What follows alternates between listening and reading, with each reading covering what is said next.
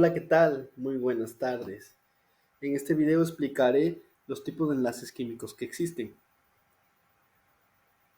Vamos a hablar sobre lo que es un enlace químico, un enlace iónico, un enlace covalente, un enlace metálico. Vamos a llegar a una conclusión y vamos a presentar las bibliografías en formato mapa. Muy bien, un enlace químico es la unión de dos átomos que pueden ser iguales o diferentes.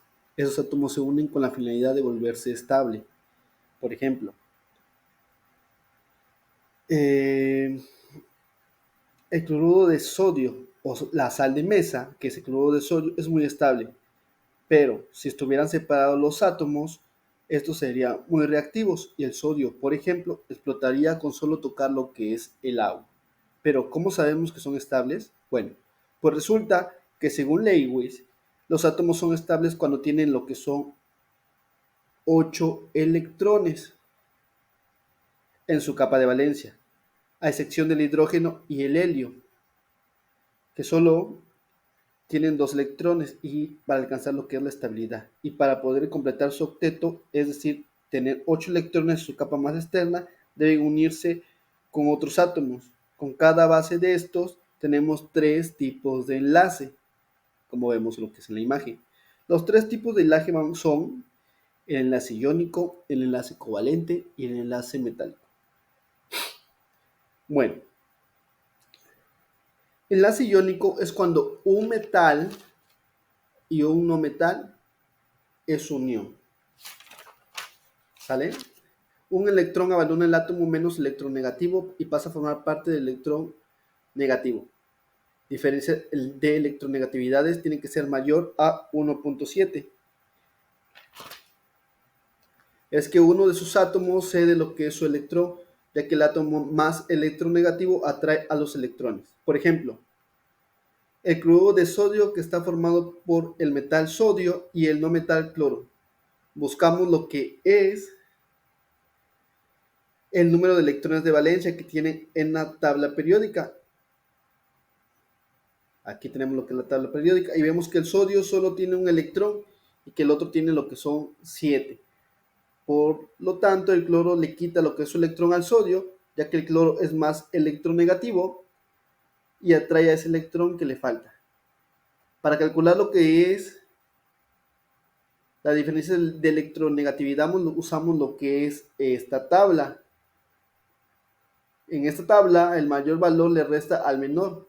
Vemos como el cloro tiene 3.2 y el sodio tiene 0.9. Hacemos la resta y nos da 2.3 y así podemos comprobar que efectivamente es un enlace iónico.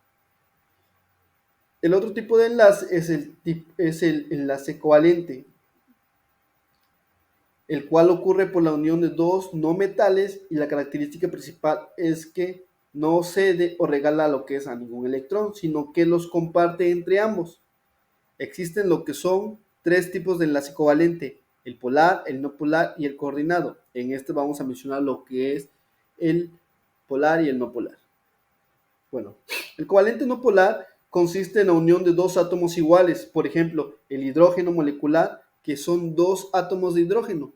Como les había dicho antes, este con 2 electrones es estable, entonces se unen y comparten lo que son sus electrones para ser más estables.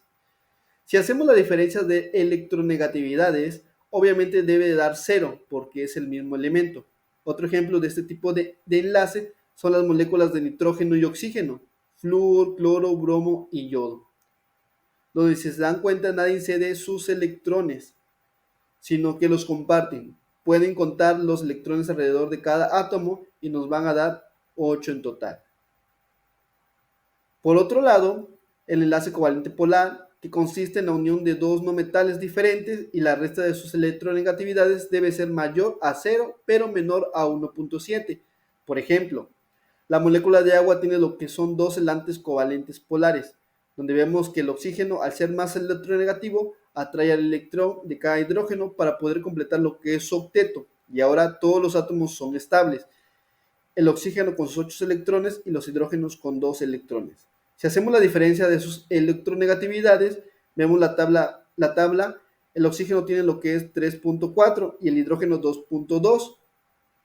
Por lo tanto, la resta de 1.2 Por lo tanto, la resta da 1.2 y efectivamente corresponde a un enlace covalente polar.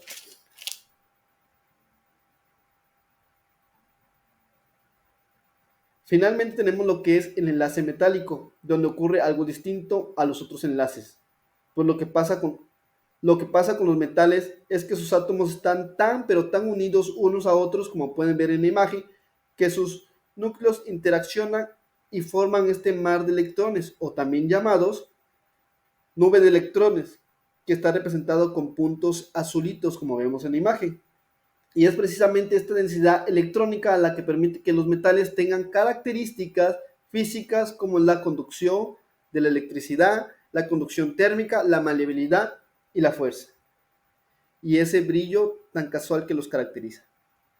Por último, llegamos a la conclusión que los enlaces químicos son metálicos, iónicos y covalentes. Son fuerzas de atracción que forman diferentes electrones, al igual que se aprende sobre lo que son las propiedades generales de las sustancias para poder clasificarlas según su tipo de enlace. Por ejemplo, algunas son únicas de cada tipo, como los metálicos que son dúctiles, maleables, o las iónicas que son sólidos, cristalinos, o también sustancias covalentes que pueden estar en cualquier estado de la materia, ya sea gaseosa, líquida o sólida.